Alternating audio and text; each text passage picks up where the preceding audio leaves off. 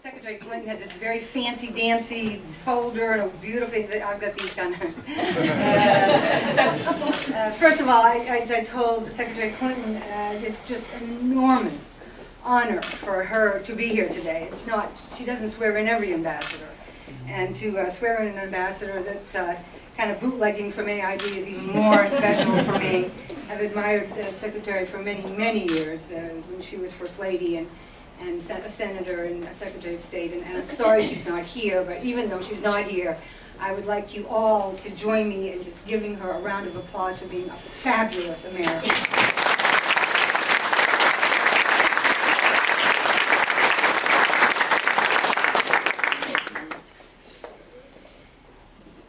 And the second, my former boss, as of 3 minutes ago, Dr. Shah, Raj, you didn't have to come either.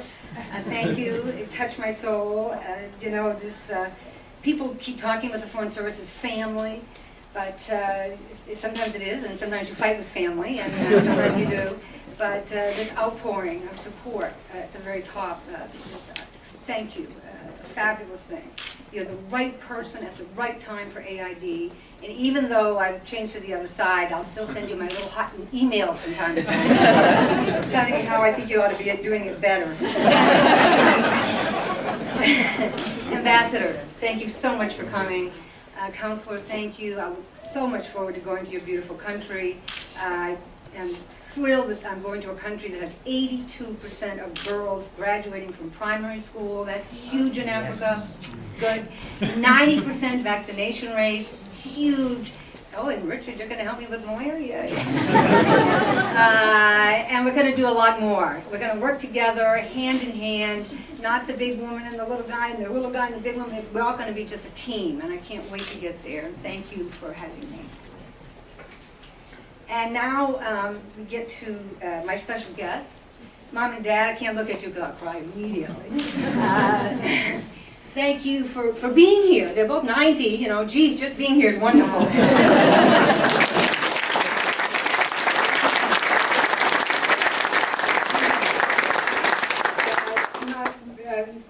Many people do not have the luxury of having both parents alive, and I'm very blessed in that way.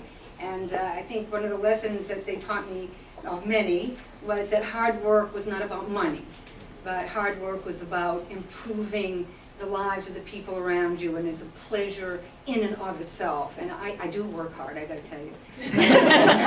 But it is not something that is a chore to me. I love, truthfully I do every minute of it. Some of my staff gets a little tired of those 3 o'clock emails, but, and so thank you. Thank you for that, and thank you for being here.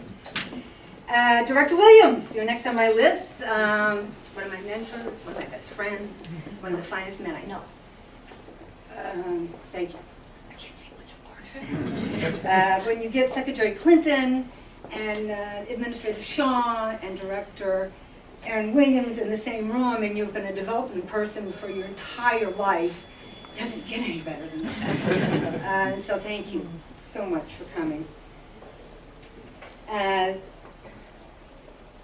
I want to also just say a few words about these people over here. Sarah, thank you for coming all the way from Portland, Oregon, and thank you for loving me. Cindy, you're absolutely right. You know something's good about people when you've been friends for 40 years. And Cindy, you haven't visited me a lot in Africa, but you've always been with me. Sandy, my sister, thank you also. She's probably the finest teacher in the state of Maine for younger children. She loves her grandchildren, and she loves her school, and she loves her home. So to get her out of there, believe me, it takes a big event. So this is a big event. My husband Steve, who stands behind me, he normally does stand behind me. But let me tell you, it takes a big man to put up with a woman like me. And Steve, you're not a big man, you're a giant over there. And I love you.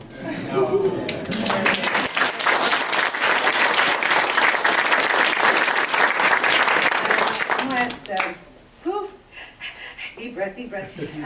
My sons, Patrick and Christopher, grow my love. my life. I walk tall and I walk faster and I smile more because they're in my life. And thank you for being here. I'm so proud of you. Oh.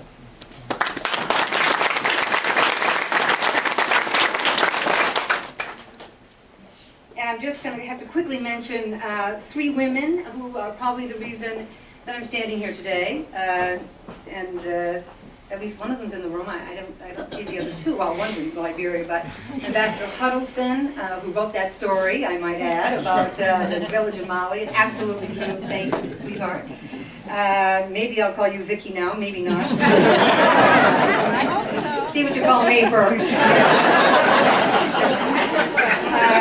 Ambassador Thomas Greenfield, who is my current ambassador, and fought very hard for me to get here, and a woman named Cheryl Mills, who, when they kept saying, well, another guy, said, what about Pam, what about Pam, what about Pam? And so thank you, Cheryl, for your support over many things. There are people here from Portland, Oregon, and Portland, Maine, and from Florida, and from Louisiana. Mr. Schaefer, thank you. Wisconsin, Chicago, and I look at you and I think of all the magical stories that I could tell. Each one of you has a memory in my heart, and let's talk a little bit after this at the Decor House over a glass of champagne. The only thing that I ask is that you do not need to tell every detail to my mother. You can leave out some of the details. Every once in a while, I think, in a person's lifetime, that there's a special little sliver of time, 10 minutes, 15 minutes, when the world just seems perfect. You have love and you've got vitality and you look into faces that are about friendship and respect. And this, right now, my friends, is one of those little slivers of time for me. And if there's any gift that friends can give to a person is to have that golden nugget that you can put in your heart and in your head and keep it with you for a whole lifetime. And this moment, this day, is a golden nugget for me. I'd like to just close by reading a poem, and I need your help with this poem. When I go like this, I would like you to say the word anyway. This is a poem by Dr. Kent Keith. People are illogical, unreasonable, and self-centered. Love them anyway. If you do good, people will accuse you of selfish, ulterior motives. Do good anyway. If you are successful, you will win false friends and true enemies. Succeed anyway. The good you do today will be forgotten tomorrow.